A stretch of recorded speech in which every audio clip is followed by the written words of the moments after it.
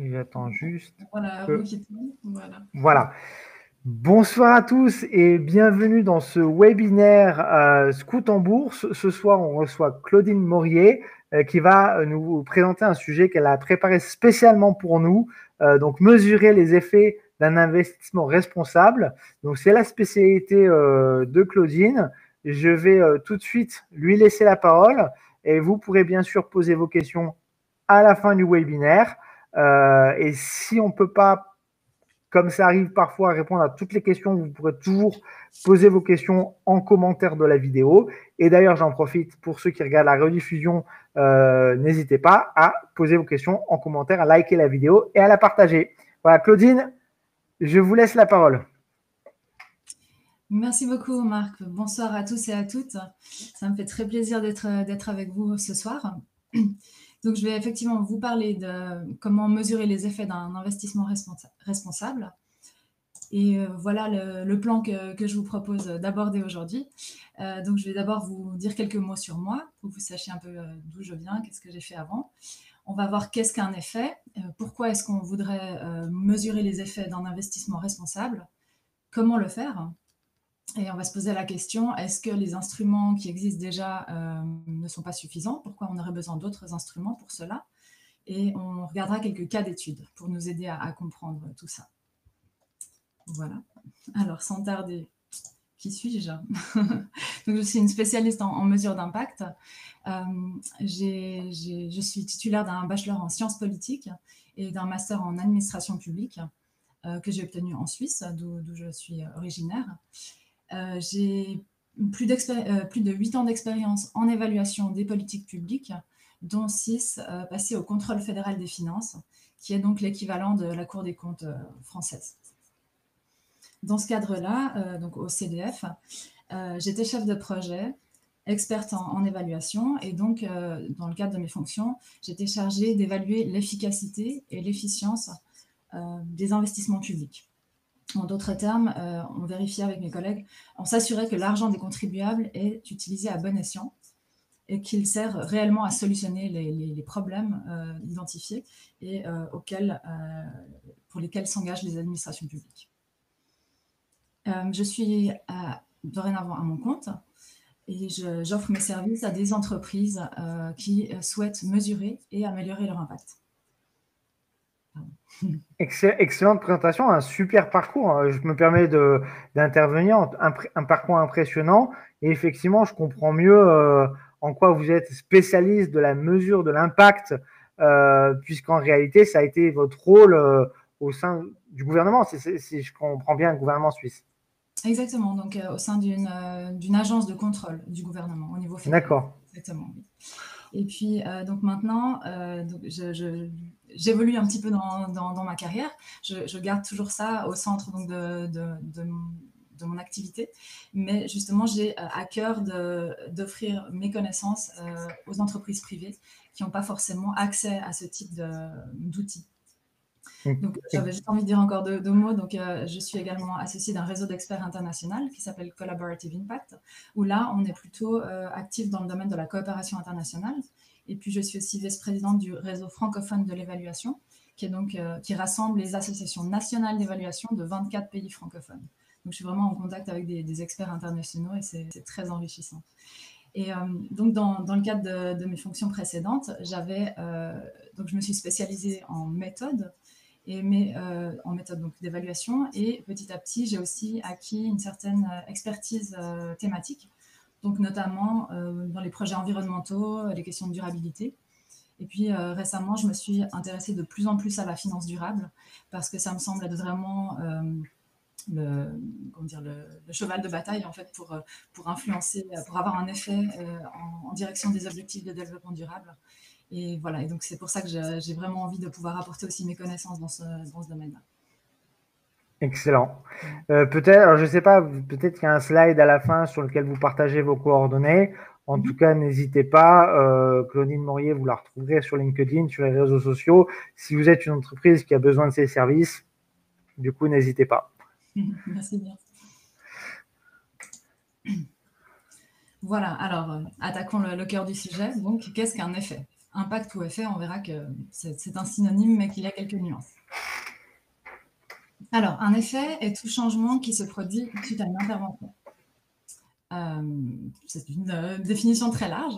Et si on regarde pour ce qui nous intéresse aujourd'hui, donc dans le cadre de la finance durable, un effet sera un changement induit par un investissement auprès d'une population bénéficiaire. Par exemple, pour des petits paysans au Nicaragua, pour améliorer leurs conditions de vie et de production, ou dans le cadre de microcrédits accordés à des femmes entrepreneurs au Kenya.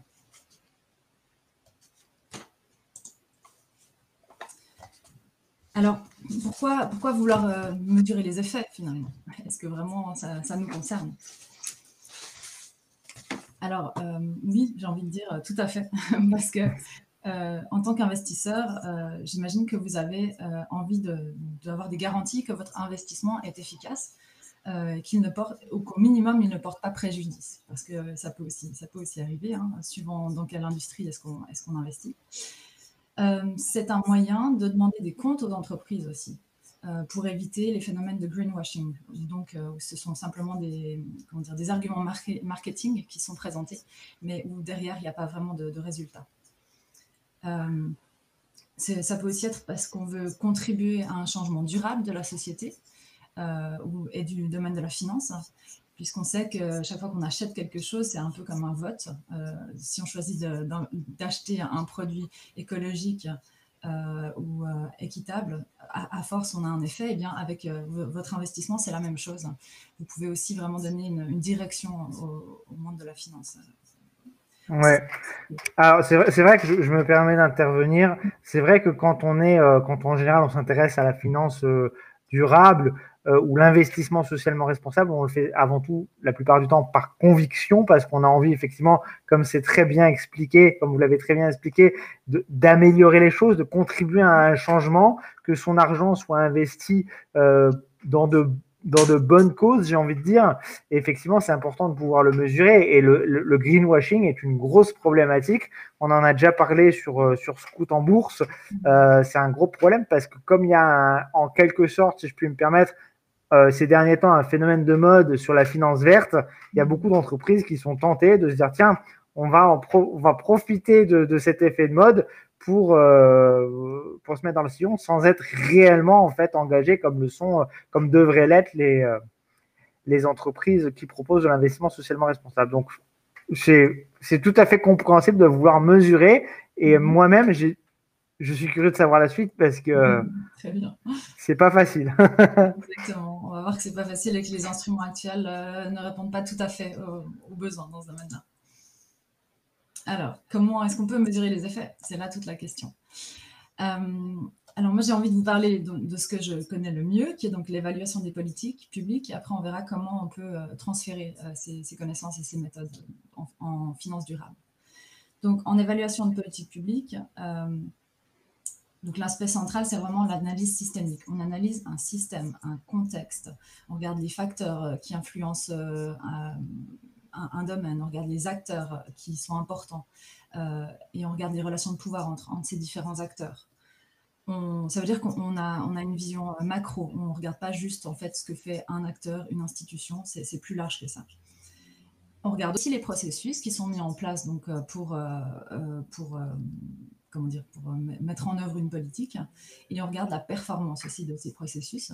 Donc, par exemple, si on veut évaluer l'efficacité d'un programme de réinsertion pour des chômeurs ou l'efficacité d'une campagne de prévention ou, je ne sais pas, l'efficience d'un programme de soutien à l'innovation.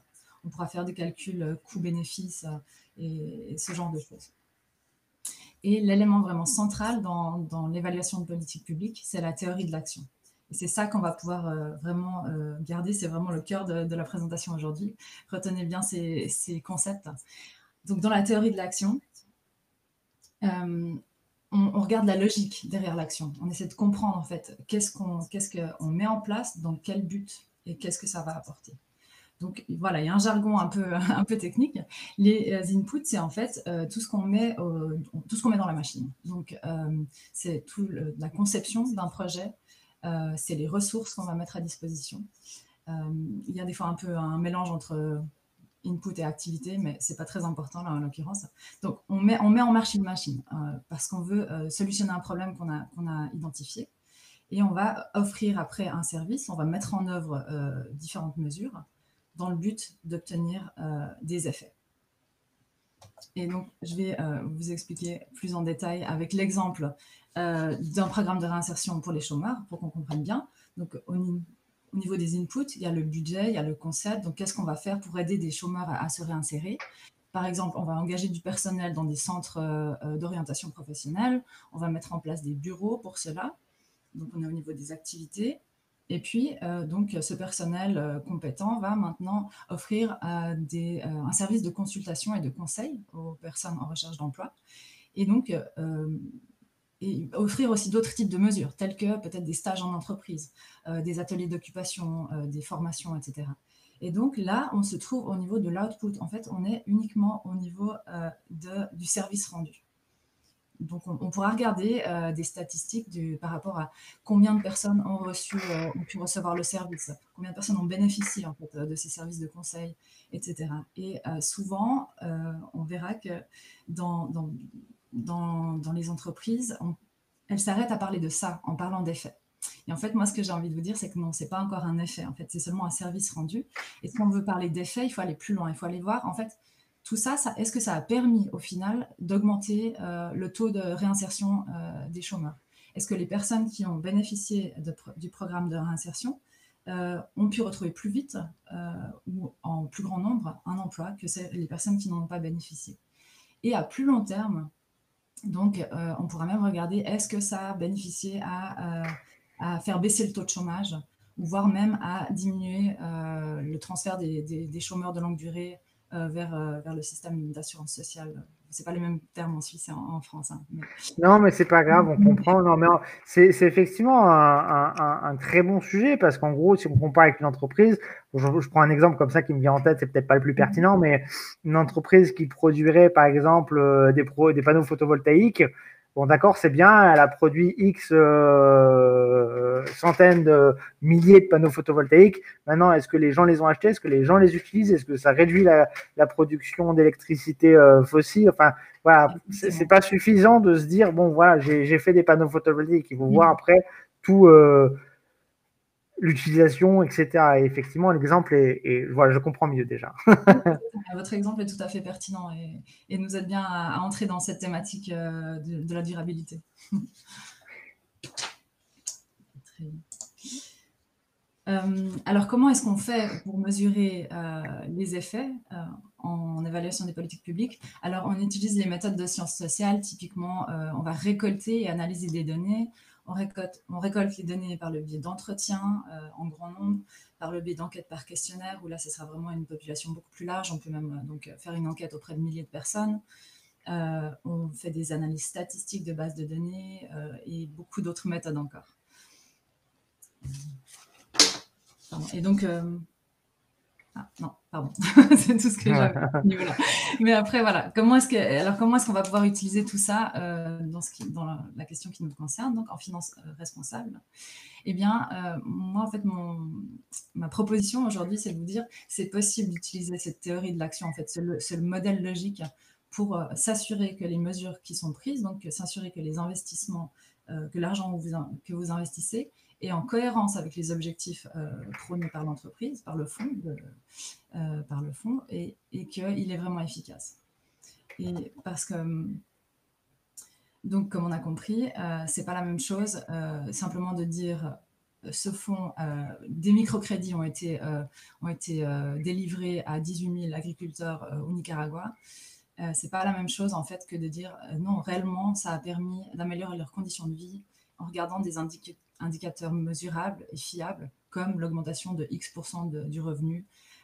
Si on va plus loin, la réduction du taux de mortalité infantile, l'augmentation du taux de scolarisation, etc., etc. Ça peut être beaucoup plus large.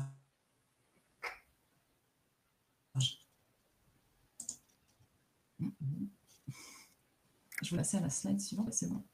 Ouais, c'est bon, on est sur la 14. Exactement, exactement.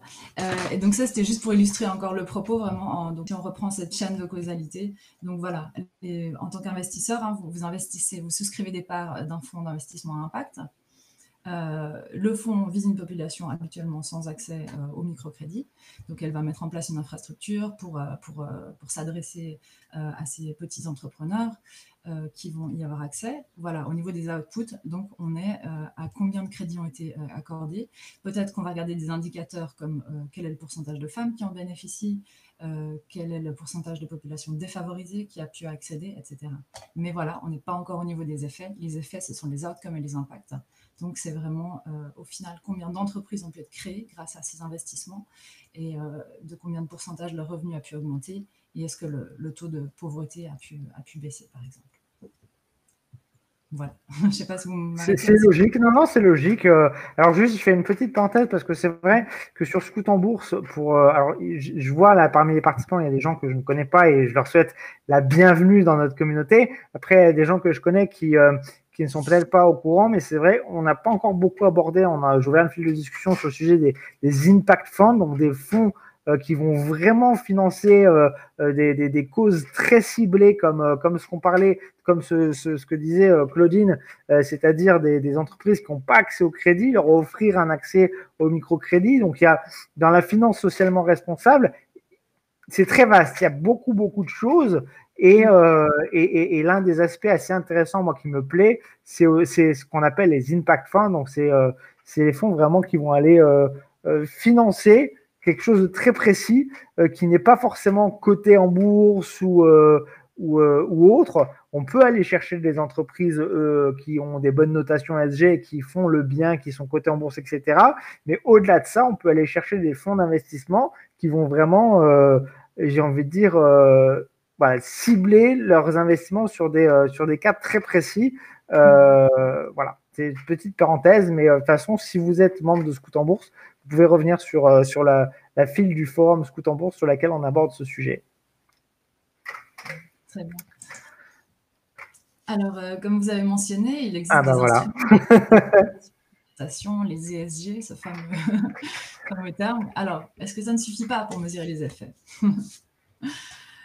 Pour rappel, donc, les critères ESG sont des critères d'analyse qui permettent de relier la performance financière d'une entreprise à son impact environnemental, social et de bonne gouvernance. Alors, d'après mes recherches et discussions avec des experts du terrain, ces critères ne sont en fait pas suffisants pour mesurer les impacts. Ils apportent des choses, hein, c'est sûr. Ils sont utiles pour déjà essayer de prendre en compte ces dimensions-là qui n'étaient pas auparavant.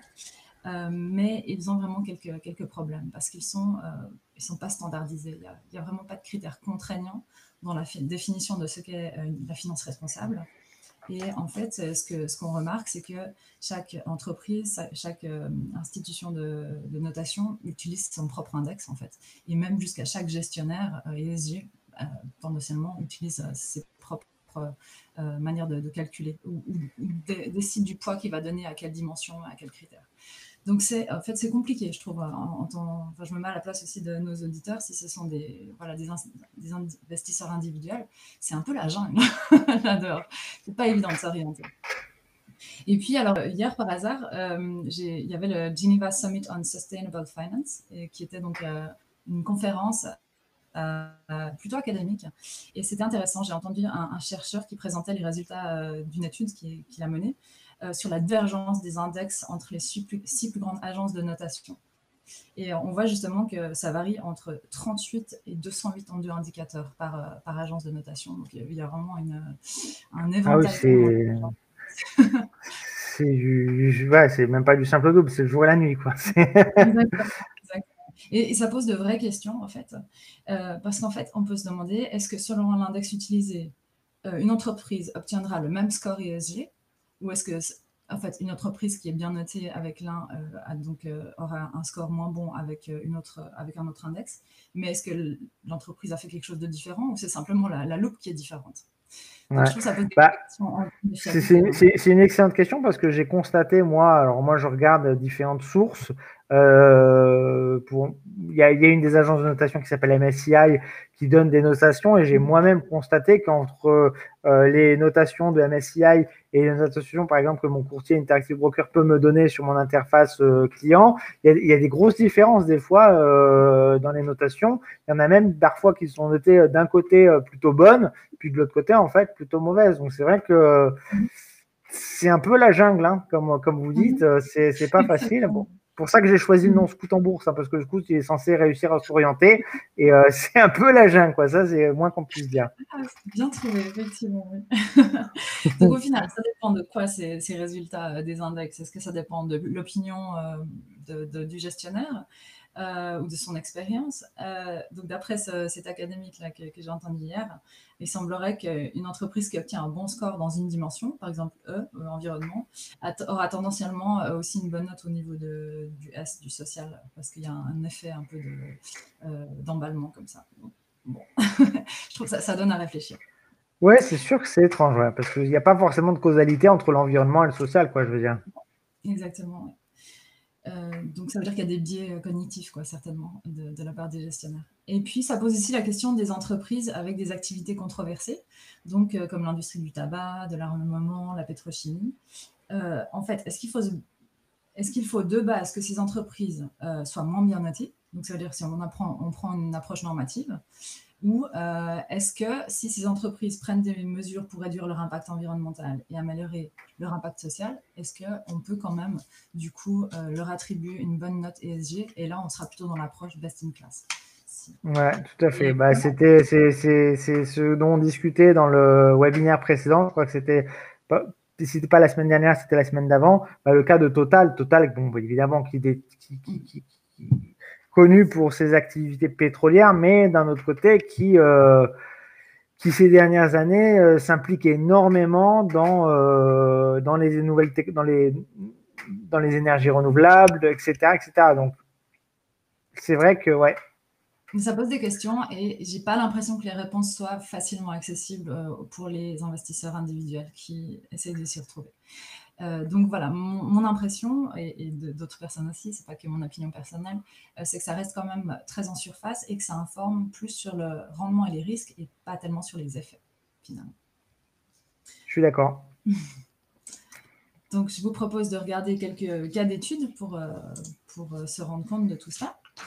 Je me suis intéressée à quelques fonds d'investissement qui proposent donc des fonds ESG. Il y a Robeco qui propose un fonds investissement crédit ODD, donc pour objectif du développement durable. Et alors là aussi, de nouveau, c'est compliqué. On voit qu'ils ont développé leur propre cadre d'analyse qui attribue un ratio qui va de -3, donc mauvais, à +3, très bon, aux entreprises incluses dans leur fonds. Et donc là, ils vont examiner la chaîne de production, le type de produit, et ils vont regarder s'il y a des activités controversées, donc impliquées dans leur fonds. Et puis après, il y a toute une autre série de critères de durabilité qui sont aussi pris en compte. Il y avait vraiment des tableaux assez compliqués où ils appliquent les exclusions, negative screening et d'autres outils. Mais vraiment, au final, j'ai pas vu une seule fois des analyses de fonds sur le terrain. Disons qu'il y a toute une chaîne. En fait, eux, ils vont regarder l'entreprise, qu'est-ce qu'elle produit, de quelle manière, mais ça s'arrête là. Il n'y a jamais de D'accord. réflexion sur les effets. On Après, s'arrête à l'output, en fait, comme toujours, comme la plupart du temps. et encore, je trouve que là, on est vraiment très en deçà. On reste vraiment d'un point de vue assez Sur théorique. l'activité, ouais. Ouais, exactement. Et alors, c'est pas un impact fund, c'est pas un, oui, Oui, juste un fonds ESG qui investit comme ce qu'on disait, comme ce que je disais tout à l'heure, qui se limite à investir dans les valeurs boursières connues, on va dire. Exactement. Alors, est-ce qu'on pourrait s'attendre à plus? Je pose la question. J'ai vu un autre fonds, donc de Amundi, où là, ils sont plus transparents, honnêtement.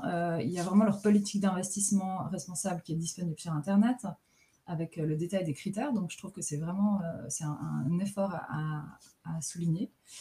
Et puis donc là, de nouveau, ils regardent l'exposition des entreprises aux risques et opportunités. dans chacun des domaines. On voit qu'il y a 37 critères, etc. Je ne vous demande pas de les lire, c'est juste pour se rendre compte en fait, de la complexité des choses, et que ça reste quand même un peu une black box de comment est-ce qu'ils analysent ces différents critères. Parce qu'ils regardent, ils analysent la capacité des entreprises à maîtriser leur impact, direct et indirect sur l'environnement, ok. Ils regardent vraiment des questions intéressantes, donc comment ils limitent leur consommation d'énergie, comment ils réduisent leurs émissions de gaz à effet de serre, etc. Ils ont une pondération aussi, donc si l'entreprise fait face à un risque plus important, le critère sera pondéré plus fortement.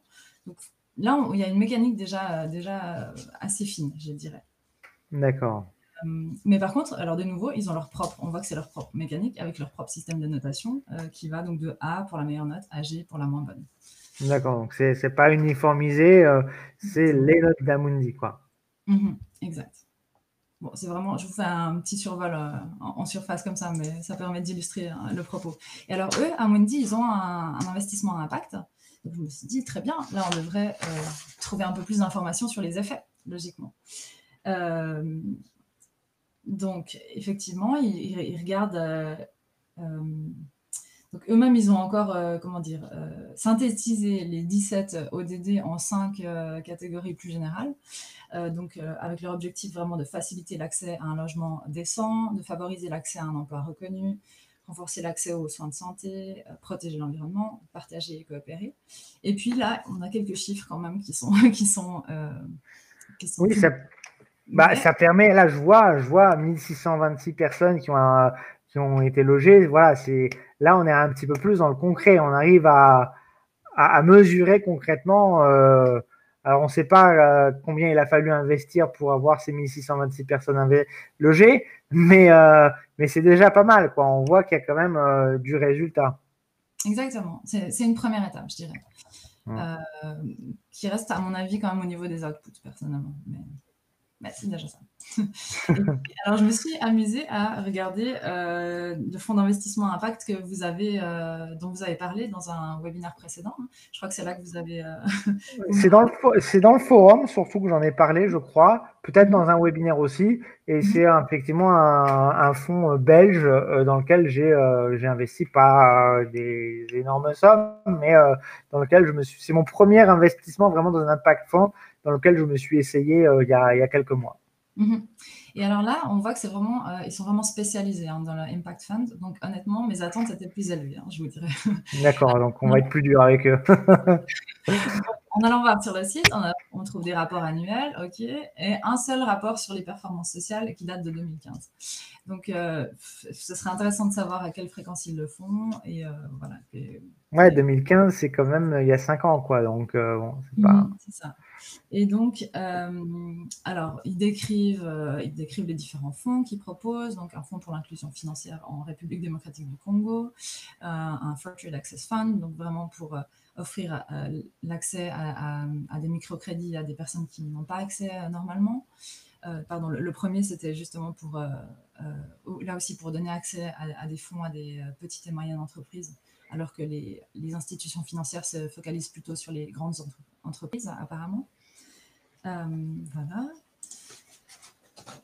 Et alors là, encore, surprise, ils ont leur propre outil pour analyser tout ça. Avec, donc, ils évaluent et notent de manière approfondie leur niveau de conformité Client Protection Principle. Et donc, si on regarde en fait les différentes dimensions de ce CPP, en fait, ça reste assez au niveau de la bonne gouvernance. Ça ne va pas tellement plus loin parce que c'est vraiment les questions de respect des données des clients, mécanisme de résolution des plaintes, qu'est-ce qu'il y a d'autre, la transparence, etc. Et les très très peu de chiffres que j'ai pu trouver, par exemple, que dans un... Qu'est-ce qu'il y avait oui, pour un fonds une partie des microcrédits offerts en Inde, il y avait toute une partie aussi formation en finance, et donc ils ont pu offrir une formation à plus de 17 000 chefs de groupe, voilà, dans ce domaine-là. Et alors, il y a une transparence par rapport aux indicateurs de monitoring qu'eux-mêmes utilisent, donc sur une base mensuelle que leur conseil d'administration obtient pour monitorer tout ça, où ils regardent la couverture rurale, le nombre de femmes qui a accès au crédit, etc. Mais ça ne va pas beaucoup plus loin. Même quand ils parlent d'investissement vert, où on voit que là, ils ont vraiment des objectifs qui vont plus loin. Donc vraiment dans le but de réduire la consommation de bois, limiter la déforestation, économiser l'eau et les engrais. Vraiment, la logique est là, mais il n'y a pas de chiffres en fait, et il n'y a pas de preuve qu'ils ont vraiment été voir sur le terrain, qu'ils ont fait remonter les données du terrain pour s'assurer que votre investissement, leur investissement a porté ses fruits. Voilà. Donc, j'arrive déjà gentiment à la conclusion. Je dirais qu'il faut continuer à regarder vers le haut. C'est un début. On voit que la part des investissements responsables est de plus en plus importante. C'est impressionnant. En Suisse, je crois qu'il y a près de 30% des investissements qui seraient des investissements responsables. Alors, est-ce que ça a vraiment un effet, ou est-ce qu'on est dans le greenwashing? C'est vraiment toute la question, parce que c'est énorme, je trouve, de parler de 30%. Ça me paraît beaucoup aussi, mais après, bon, c'est vrai que les Suisses, en général, ils sont quand même beaucoup plus sensibles à ce genre de problématiques que les autres. Enfin, je veux dire, vous avez toujours été, en Suisse, précurseur par rapport à ce genre de choses, j'ai l'impression. C'est possible, oui, il y a différentes choses. Après, Ouais. il y a d'autres éléments où on a un peu plus clair. Protection de la biodiversité, c'est pas trop ça, quoi. D'accord. Donc voilà, ce que je voulais dire, c'est que ne soyons pas pessimistes, parce que je trouve que, en fait, en tant qu'investisseur individuel, vous avez un rôle à jouer. Vous pouvez demander des comptes à vos gestionnaires, au fonds auquel vous souscrivez. Vous pouvez leur poser des questions sur les effets de vos investissements et exiger des données, pas juste des intentions, parce que c'est important justement de ne pas simplement se laisser avoir par les déclarations d'intention, mais on peut aller plus loin. Alors, j'aime beaucoup cette conclusion parce qu'effectivement, il ne s'agit pas seulement d'aller choisir tel ou tel investissement en supposant que parce qu'ils ont une notation ou parce qu'ils ont un label ou parce qu'ici, parce que ça, ce sont des bons investissements. Il faut, en tant qu'investisseur, on a des droits. Il faut faire valoir ces droits. Quand vous êtes actionnaire, vous avez le droit de voter. Donc, vous pouvez aller voter pour des mesures qui sont en faveur de la protection de l'environnement ou ce genre de choses. Si vous êtes souscripteur d'un fonds d'investissement, vous avez le droit à ce qu'on vous fournisse des informations transparentes sur l'utilisation de votre argent investi. Donc, il ne s'agit pas seulement de se dire je vais investir dans quelque chose qui s'appelle vert. Il s'agit aussi, à la limite, on peut même, je prends un exemple extrême, mais investir dans une société qui est très mauvais élève en matière environnementale. Et après, bon, bien sûr, c'est un exemple un peu extrême, mais après, et aller après voter pour les bonnes mesures. Donc, l'engagement, c'est pas seulement passif, c'est être actif aussi. Exactement. Et encore juste un dernier point, c'est qu'il faut se rendre compte que les agences de notation, elles sont en compétition, et donc elles n'ont aucun intérêt à harmoniser leurs index. Et donc c'est pour ça qu'en fait, il faut intervenir et demander plus, et pas simplement accepter, à mon avis, ces différents index qui sont un peu trop compliqués. Ouais, je suis d'accord. Ouais, non, après, c'est sûr qu'il y a toute une compétition qui est pas forcément constructive pour tout ça. Exactement. Donc, merci bien pour votre attention. Je ne sais pas s'il y a des questions dans le public. Alors, j'ai quelques réactions. Alors, j'ai Arnaud qui nous demande si est-ce qu'on peut utiliser ces mêmes critères sur les ETF. Alors oui, tout à fait, parce que les ETF, c'est des fonds listés en bourse. Ça veut dire Exchange Traded Fund en anglais, c'est des fonds listés en bourse.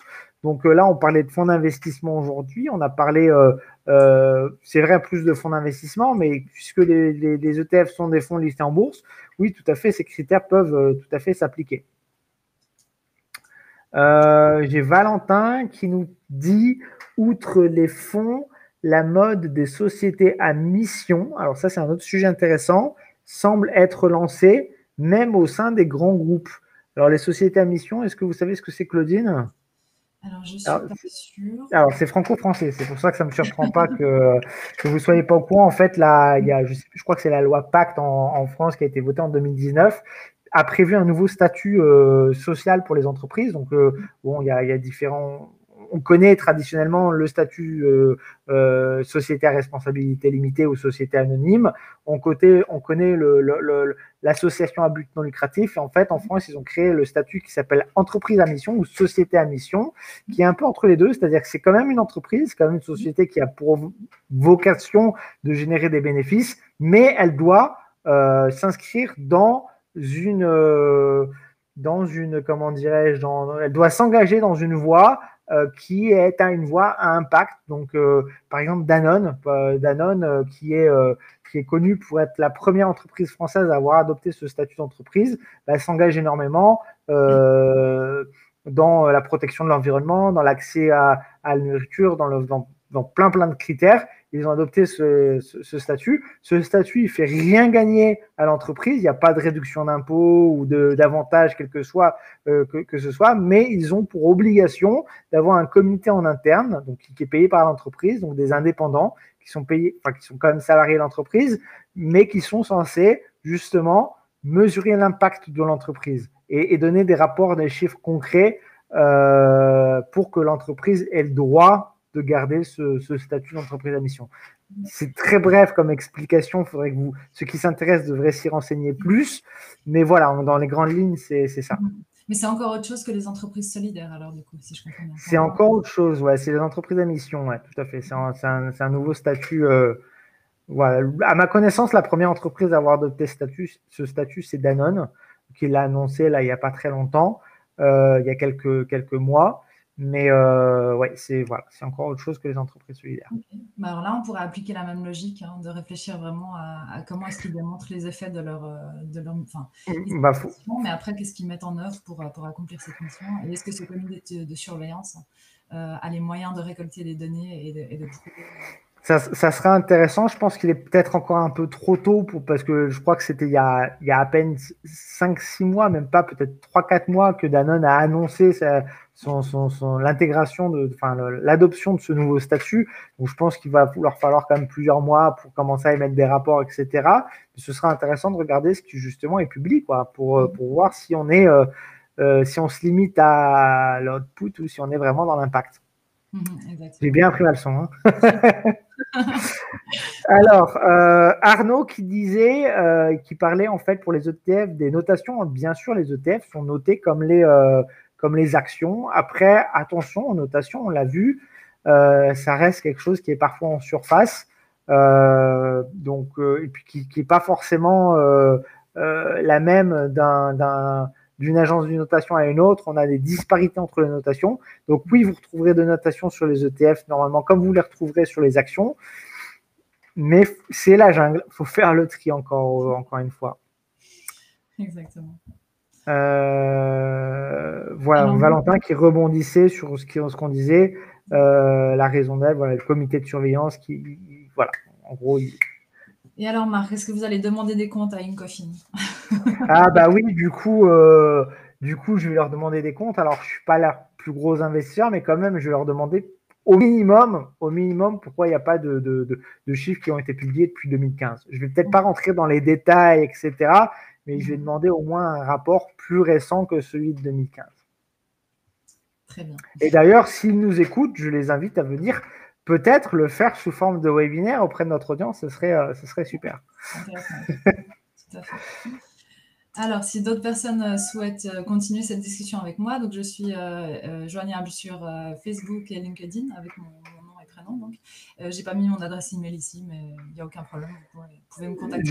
Ce que je pourrais faire, c'est que je mettrai de toute façon dans la description, parce que la vidéo, comme vous l'avez compris, elle est enregistrée et rediffusée sur YouTube. Donc, ceux qui regardent la rediffusion, vous allez tout en dessous de la vidéo dans la description, et j'aurai inséré dans la description le profil LinkedIn et l'adresse email de Claudine pour que vous puissiez la contacter directement.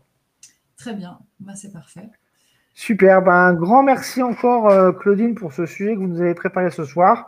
C'est passionnant, vraiment intéressant, ça permet d'aller un peu plus loin dans les choses. On se rend compte qu'en fait, effectivement, moi en tout cas, ce que je faisais dans mes prises de décision d'investissement, c'était quand même finalement très superficiel. Donc, on a encore du travail pour débroussailler tout ça.